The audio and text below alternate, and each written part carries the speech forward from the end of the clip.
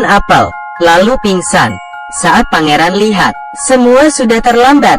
Pangeran tahu, dengan ciuman bisa membuat Giselle sadar. Setelah pangeran cium, Giselle tetap tidak sadar. Namun saat Robert cium, Giselle terbangun. Seorang wanita keluar dari lubang saluran, memakai gaun mewah. Tercengang melihat sekitar, yang penuh dengan keramaian. Ternyata ia adalah seorang putri di dunia dongeng, hidup di dalam istana. Ada kesempatan, bertemu dengan pangeran, di hari pernikahannya. Ratu Narisa demi mempertahankan kekuasaannya, menyamar menjadi nenek untuk mencelakakan Giselle. Di saat sedang memohon, Ratu mendorongnya dari belakang.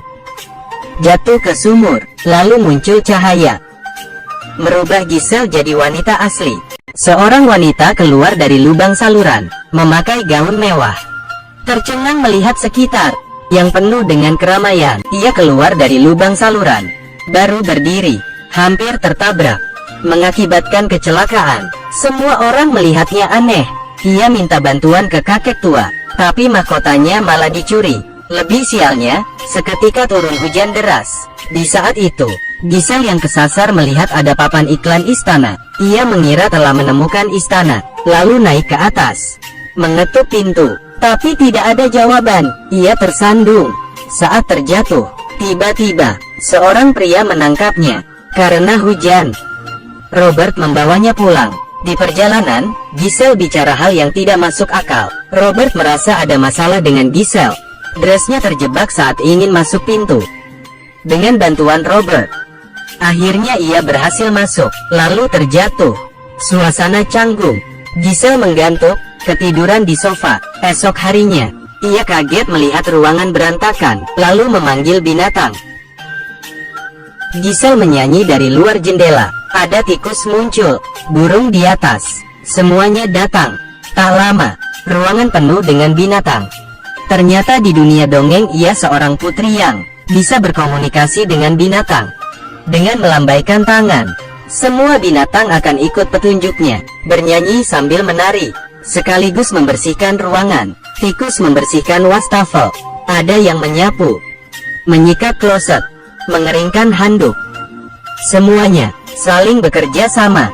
Ada yang buang sampah, mencuci piring, membersihkan toilet.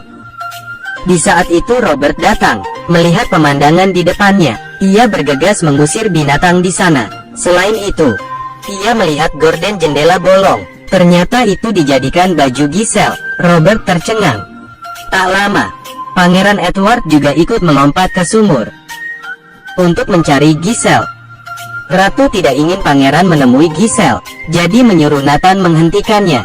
Nathan juga keluar dari saluran. Ia berkomunikasi dengan Ratu lewat air. Lalu keluar apel untuk diberikan ke Giselle. Atas perintah Ratu, Nathan menemukan Giselle, memberikan apel, lalu pergi. Saat Giselle dan Robert mengobrol, ia tidak sengaja melempar apel itu, lalu mengenai orang lain. Karena racun terlalu bahaya, sampai merusak helm orang itu. Melihat rencana gagal, ia menyamar sebagai pelayan, memberikan minuman beracun. Saat Giselle akan minum, seketika tupai mendorong gelas itu, menyelamatkan Giselle. Rencana gagal lagi. Ratu sangat marah. Tak lama ada cahaya di saluran, tiba-tiba meledak. Di tengah cahaya hijau, ada ratu yang keluar dari situ. Ia datang dari dunia dongeng, membuat kekacauan di jalan, menyetrum semua mobil. Tujuan utamanya ingin mencari Giselle. Di sisi lain, pangeran bertemu dengan Giselle. Saat pangeran ingin membawa Giselle pergi, Giselle ragu-ragu, karena hubungan ia dengan Robert dan putrinya sudah dekat. Ia beritahu pangeran, sebelum pergi, ingin ikut pesta. Malam itu, mereka menghadiri pesta, lalu tak sengaja bertemu dengan Robert. Tuan rumah meminta semua orang untuk bertukar pasangan. Robert dan Giselle menari bersama, lupa dengan pasangan mereka, menari dengan romantis. Waktu sudah tiba. Giselle baru mengerti, ia perlahan jatuh cinta pada Robert, tapi tidak ingin mengecewakan pangeran. Di saat itu, nenek tua datang menghampirinya, membaca pikirannya, beritahu, untuk makan apel ini, maka bisa melupakan semuanya. Giselle yang polos mempercayai ucapan nenek itu. Memakan apel, lalu pingsan. Saat pangeran lihat, semua sudah terlambat. Pangeran tahu, dengan ciuman bisa membuat Giselle sadar. Setelah pangeran cium, Giselle tetap tidak sadar. Namun saat Robert cium, Giselle terbangun. Melihat rencana gagal, Ratu sangat marah. Ia langsung berubah menjadi seekor naga besar, lalu menangkap Robert, dibawa ke atas gedung.